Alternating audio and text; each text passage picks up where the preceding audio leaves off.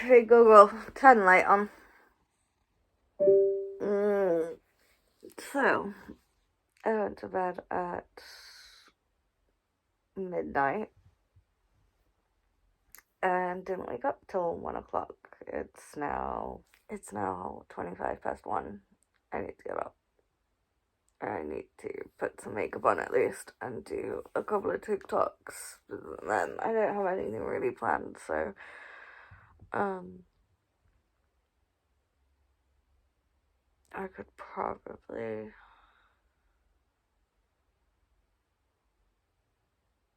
just chill out for a bit and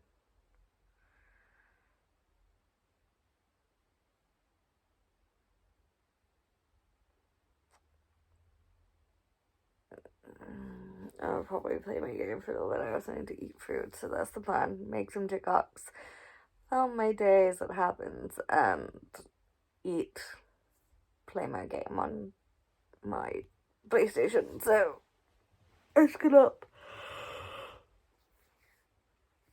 brush your teeth, wash face. I do wake myself up, and then we can head downstairs and get stuff done. Oh, I also need to tidy this room because it is getting a state, so we can do that today too. So much to cram in such a short period of time. This is because Nathan slept so badly yesterday, Thursday night into Friday morning.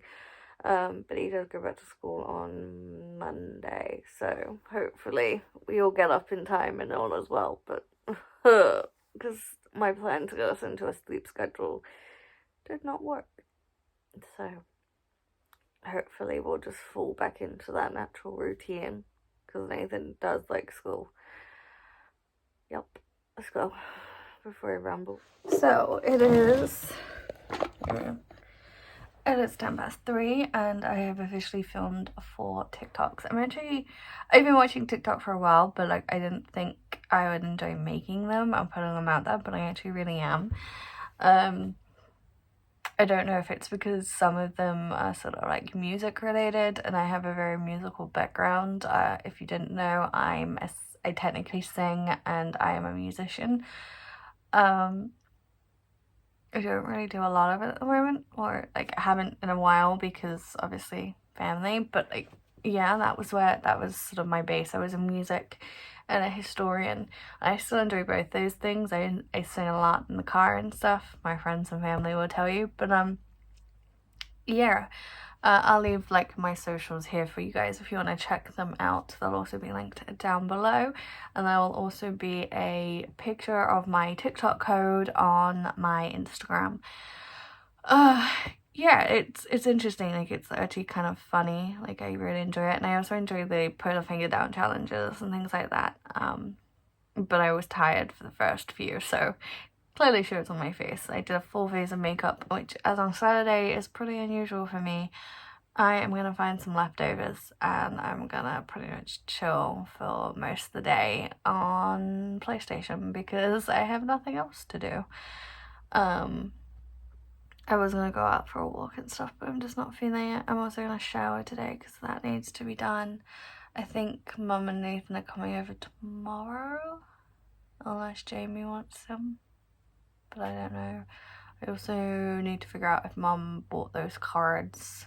If Mum bought those cards. If Mum gave Dad the cards for me to drop off, because he took his own car. Because if he did, I might go drop them off before I forget. So it's Nathan's dad's birthday tomorrow, Jamie, and then my dad's birthday on the Wednesday. So I need to get Dad a cake. Oh, I need to get wrapping paper. I might have to take that. Oh no, I come back on a Tuesday.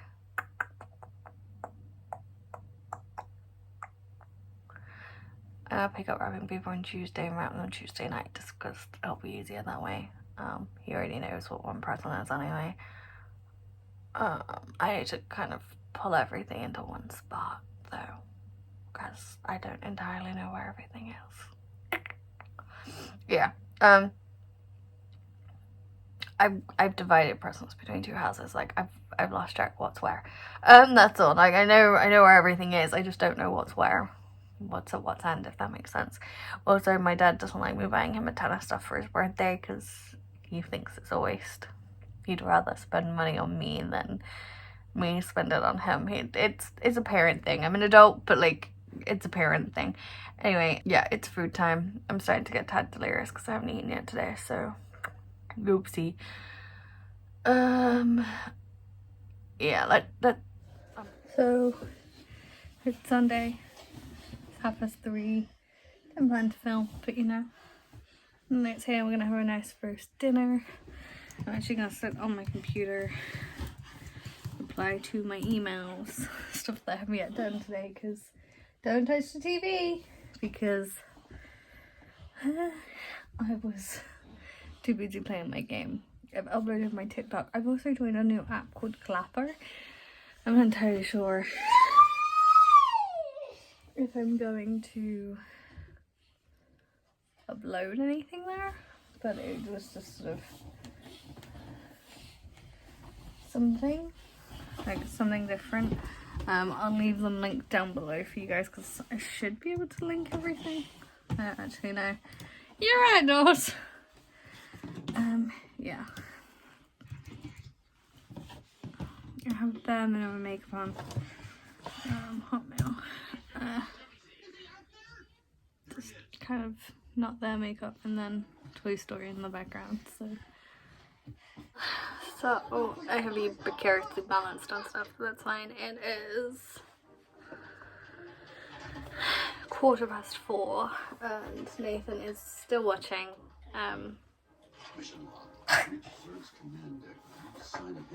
Toy Story 2. I am still cooking dinner. I'm cooking a roast dinner. I'm cooking the meat and the kiams because Nathan doesn't really eat gammon. Roast potatoes and parsnips. Yummy, yummy. Parsnips are mainly for me, I'll be honest. And then I need to go do the mac and cheese, the steamed veg, and the Yorkshire pudding is only going for 4 to 5 minutes, so that's fine. Jesus, is an hour. Mom got her blue veg, which is helpful. Means we have 2 instead of just 1. The pup is here. You can hear Dad in the background.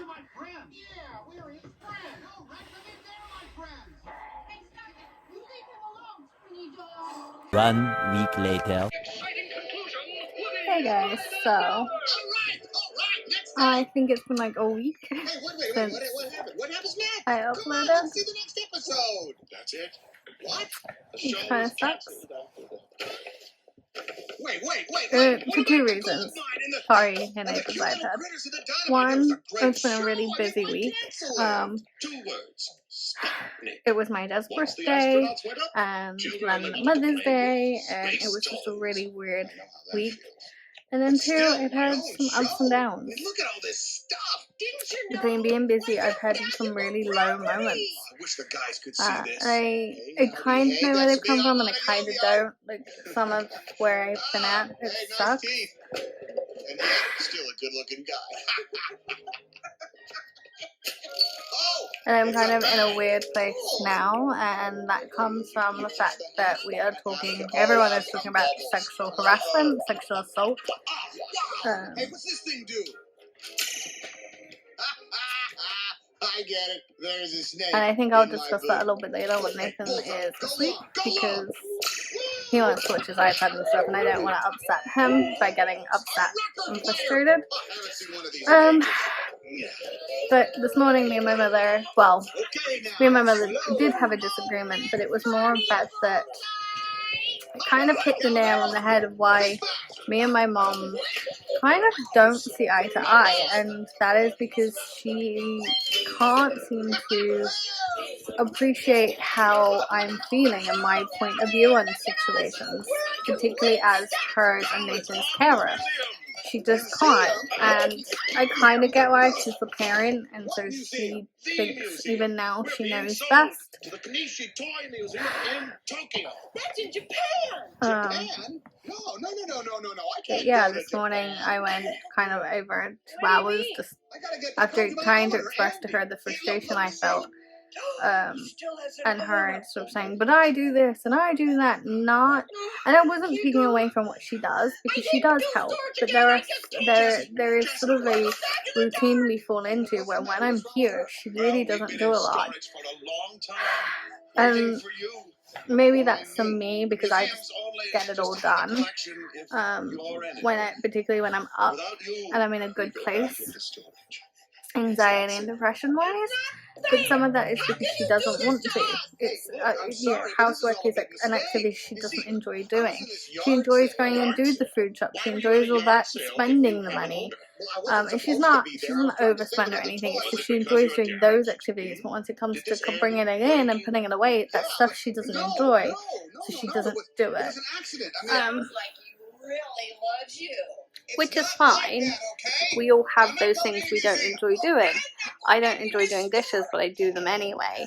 I don't know. But anyway, this morning it felt like we were having, we just weren't, and it's sort of a usual thing for me and Mum, where we just can't communicate. So, it's showtime! Yeah, I don't know. It sucks. The main attraction. Sometimes it's just what it is. So I have taken 2 out of 3 baskets of washing, and then I've managed to get done over the last few weeks upstairs. Mum did help with those at least.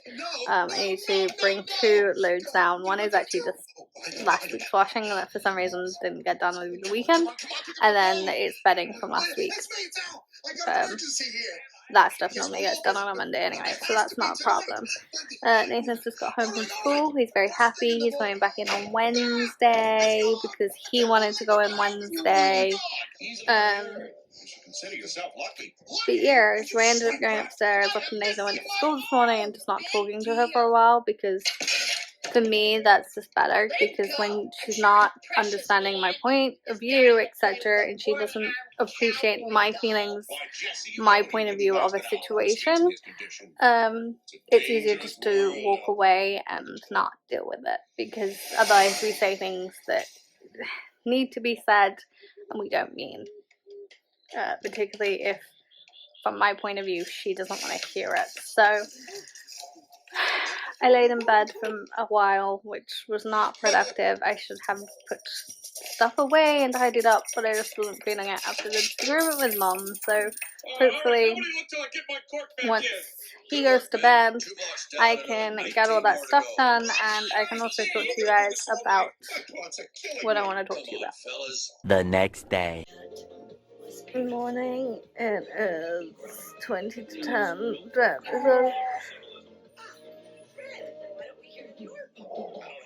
Dude is supposedly on his way here.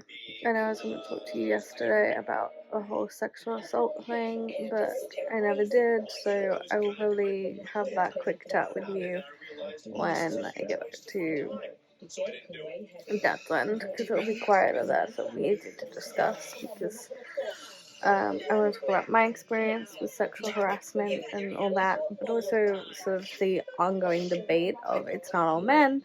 Men are getting sexually assaulted and harassed too, etc. Because I think someone needs to have this clear line debate, because I think there's been a misinterpretation of what the death of Sarah and what women are trying to say is coming across, and maybe it's come across wrong from my point of view anyway. Maybe it's come across wrong, maybe men don't understand what myself and other women are trying to say, and I know there are people out there who generally think it's all men, and that they may think that because they've never been through that, or because they've been through recent trauma and they are processing, because I think what a lot of men and women who haven't been through that sort of harassment, etc., don't understand. Nathan, give me a minute. Don't understand is it's trauma, and it's a process you have to go through and figure out slowly on your own, and it can take a really quick amount of time and it can take a really long time. It depends on the person. But yeah, that's a further conversation I think we need to have when we get back to Dad's house. Anyway, I think it's time I get dressed because he's freaking out.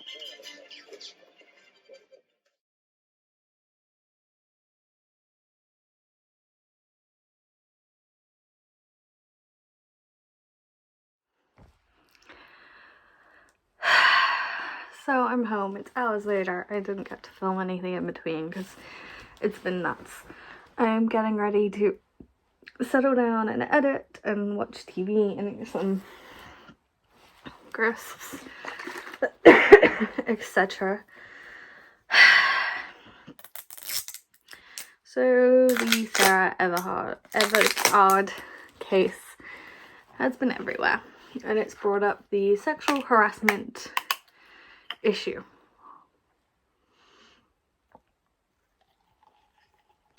And before I get into this, I want to put this out there that I stand for all sexual harassed and sexual assault victims, sexual intimidation victims to be protected, whether that you are a male or a female. The problem with this debate, I think, is that men have misinterpreted what is happening here. And that is, sadly, whether you like it or not, because men are in the majority, in this situation, you are a minority.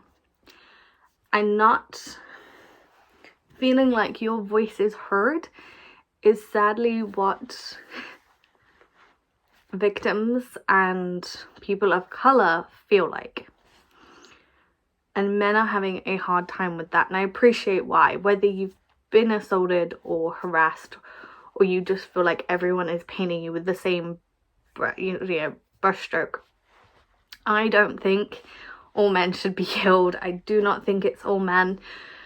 But I also want to put out here that I have since healed and I have perspective. There are moments where I still deal with some of the things I'm going to explain to you, but in all, I am actually in a pretty good place where I can see both sides of the argument, and I can also understand and hopefully explain it a little bit better here and on TikTok, and maybe Clapper.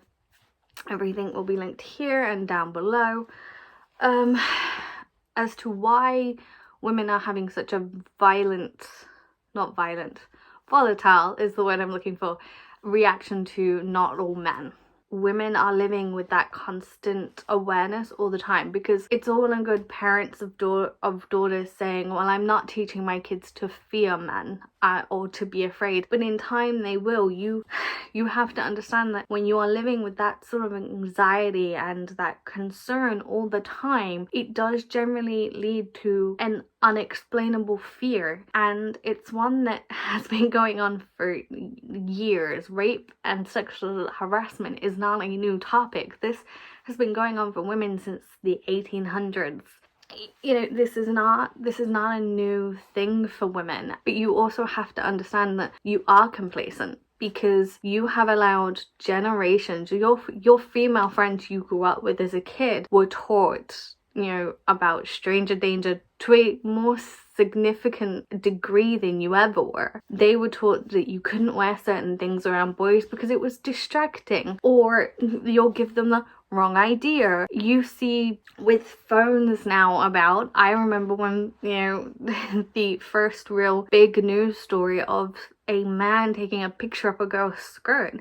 I remember how frustrated and angry my dad was, and having that conversation that I would have been 8, 9, and I couldn't fully comprehend it. I understand men don't understand why catcalling, wolf whistling, the driving past a woman slowly, constantly honking is and staring at them, or shouting compliments, which are sexual compliments, is harassment or intimidation. Okay, I can see how from your point of view it's normal, and there's the problem. It's socially normal for men to shout whatever they please on the street at women. But if a woman does it, she's being crude, which then I guess leads me to my story, or stories. I was 14, the first time I experienced real catcalling. I was in my school uniform, I was walking home. I grew up in a town which was not big, it wasn't small, it was sort of medium sized, and happened to know my family. They knew all of us quite well. Me, my dad and my mom were the only ones living there at the time, and so even though I was brought up with all these things, I thought I was safe. At 14, walking home from secondary school, 4 men in a construction site decided it was appropriate to catcall me, whistle at me, shout inappropriate things, some really vile things. And I remember my heart feeling like it had physically dropped to the pit of my stomach, because it was the first realization that even in a place I had grown up in from the age of 3, 4, I was not safe. As a woman, I was still going to be sexualized. When I spoke to someone about it, I was pretty much told, well, what were you wearing? That must have been the reason. I explained I was in my normal school trousers, tie, shirt, jumper was on. It was quite warm that day. I probably didn't need it on, but I had always been conscious of my boob size, and my shirts at the time certainly I felt would draw attention, particularly because the boys in my class would make comment, not just to me but other girls also. And so I felt really frustrated, and I was pretty much told at the end of that communication, it's just what boys do, it's boys being boys. And when my classmates decided, we were all having fun and messing around to grope me and my friends in school grounds, we didn't say anything, because it's boys being boys. We are brought up on the concept that as girls, boys and banter, boys are gonna grab you and they're messing around with you, and you're gonna get to the age where it's just normal, and it doesn't matter if you tell them no, you've just gotta laugh it off. And so I did, because that's what I was told to do, and that's what other girls are being told to do. The catcalling continued on and off for years, and even now I live in a new town and I get catcalled by strangers. I remember an incident when I was 15, just before my 16th birthday, and I was walking home. I was wearing a skirt with black tights, and a car drove past me, slowed down as he drove past me, and he went down to the roundabout, came back again slowly, honking at me. And I remember feeling sick and instantly getting my phone out and beginning to dial my dad's number, who wasn't even in the area at the time, but it made me feel safe. He then proceeded to come back and pretty much came to a standstill beside me as he kept honking. And when I finally turned while my phone was ringing, he asked me if I wanted to get in the car, told me I was beautiful and sexy, and if I wanted to get in the car. I proceeded to tell him I was 15 and I was nearly home, and he proceeded to drive next to me the whole time until I got into my house. I remember being terrified, but I didn't dare run because I dreaded what running would mean if he decided to pull over and chase after me. I have been in a relationship where I felt I could not say no, through persistent complaining to a black eye when I said no, to even having gone into his birthday party and him telling me how horrible I am for not wanting to stay at his house to sleep with him. The same night, he allowed his brother to spike my drink and my friends, and the justification was, well, you were staying. The next morning, I threw up so much white powder, it was ridiculous. I dread to think how much he had put in our drinks. My dad was worried, and he got some great medical advice from 111, and I will leave all that information down below because we got lucky. My dad knew what to do in that situation. When he realized that something was wrong, he knew something was off, and so he needed to ring someone. And with the description my dad managed to give, we got some amazing care over the phone from 111. And so if you have been spiked and you realise, or your friend gets spiked and you don't know what to do the next morning, 111 might be your option, because they may be able to help you or even get you an ambulance. I would have been 19 at that point. Now, remembering that I've dealt with constant harassment in the street, not just verbal but also physical, men grabbing me in the street as they walk by because I look nice.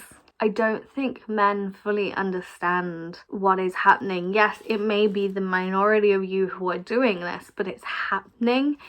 And I want to add that men watch this happen. A man watched someone grope me in the street as he walked by and did nothing. Didn't even ask me if I was okay. I think this is the funny thing, and I think this is where men will appreciate my point of view. The second time I got spiked was by a woman. 2 women, to be precise, people I trusted. And I have since not spoken to. I don't know why they did it, and I don't want to know, quite frankly. But I trusted them, and they proved to me that I shouldn't have. And that sucks. So I appreciate men's point of view that it's not just men. There are bad women out there too. And some of these incidents have been done by strangers. Some of them have been people I know. But either way, it's happening, and it makes you feel less and less safe every instant it happens. Now on to the, well, there's nothing men can do, and we're all scared that we're gonna get accused of something the minute we try and help. Yes, we're in a pandemic, but take even that out of the equation. If you are walking and it's starting to get a little bit darker and you're coming down an alleyway, you would physically stop for an old person and step out the way to let them come all the way through. Why not simply do that for a woman? And as she gets closer, offer them a friendly smile. Because 9 times out of 10, if you were to stop at that, if you're both coming at the alleyway and you physically, and she happens to get there first, and you physically step out the way, and you smile, she's most likely going to be like, oh, thank you. And you simply saying, you're welcome, and both going on your way will make her feel safe, because she will understand that you are aware this is a confined space and you mean no harm. If you're behind her, sure, back off a little bit, make a little bit of noise. If she looks around, be like, hey love, it's alright. If you've got your phone on you, maybe put the torch on, because you know what, if you've got the torch on, we're less likely to think something is going to happen because it's not pitch black. You could cross the road if you want to. I would, you know, if there's a piece of grass behind you, I'd much rather you kind of pull back and walk on the grass for a bit until I either turn off and go a separate way, or I stop, or whatever. If you're at a bus station, a bus stop, and you're concerned, make light conversation, don't make it awkward. And if she says hi and she doesn't want to know, don't push it. Like, don't push a conversation. You'll be surprised that women aren't expecting a lot. We just want consideration. And some of this comes from the fact, and I did a TikTok that said this: if rape and sexual harassment, sexual intimidation was the victims of those were majority men, something would be going on by now. There wouldn't be a hashtag of not all women. There wouldn't be this delay in getting harassment, rape, intimidation looked at properly, and actual sentencing and punishment suiting the crime, because we don't want you to just be thrown in jail because you stalked us or you groped us in the street. No, like, we understand there is levels of this, but we are brought up automatically from school age to know that there is a difference between boys and girls. Boys get away with so much more. They have less rules. We girls weren't, you know, we have more rules on how we can dress and what we should say and when you should have a relationship. And if boys are being mean, they like you, and that's not always the case. We just want to be heard. We just want men to say, yes, this is happening to us too, but we are fully aware that this is a woman majority here, and we are here to support you and in getting you the justice you need and you deserve. We as male victims of harassment, rape, intimidation are going to get justice too, because you will be surprised, if we're being strict with one gender, we're gonna be strict with another. This has been going on for so long, and we've all been saying something, and we've all tried to speak up, and we're being told it's not happening. And I think that's what's worse, is when men say, well, we're doing this too, then why aren't you standing up with us and being like, this needs fixing? It's not all men. It's never been all men, Not all men need killing, but enough is enough for all of us. All victims. Not just women, not just men, all of us. We all deserve to feel safe. We're taught from really young that men are gonna get away with it. We need to change that mentality. We need to start having to tell our daughters to be cautious, to be aware, because that cautiousness, that awareness will slowly lead to fear that you're seeing all over the internet. I hope this helps. Also, her family saying this. Oops. Hi guys. They're my stories. Oh, here's another point. When women say, I only feel safe with my friends and my family, there are a select people they meet. So for example, I feel safest with my dad. That's the person, if I had to be out at dark, that's the person I would feel safest with. I love my grandparents, I love my uncles, I've got 2 of them, but I wouldn't feel safe with them. If I had to go out at dark with my grandfather, my older uncle, my younger uncle, who's 18, I wouldn't feel safe with them. Whereas with my dad, who's been there every day of my life, has loved and protected me and helped me get to a place of self-confidence in being able to talk about this. And the other thing, on the flip note of this, is all the TikToks of men, fathers threatening sons, and where mums of sons threatening their said dads. As women, if you have raised your son right, he will approach that dad before he needs to threaten them. As for threats, my dad has never physically threatened a person, but he's made it perfectly clear there are lines you just don't cross. I never told my dad about the relationship where I felt pressured to do things till well after it, because I wasn't fully aware that was what was happening.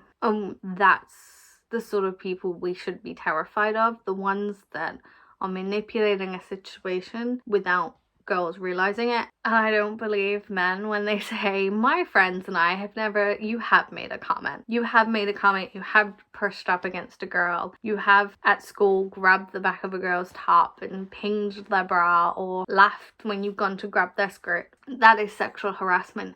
Boys and men aren't fully aware of what sexual harassment is. We're not just talking about rape, physical. We're talking harassment, and I don't think they fully understand what that means. And we need to educate men and ourselves, as well as children, about all aspects of sexual harassment and sexual abuse. Okay, now I'm really done. Hopefully this edits well, and if not, I'm screwed.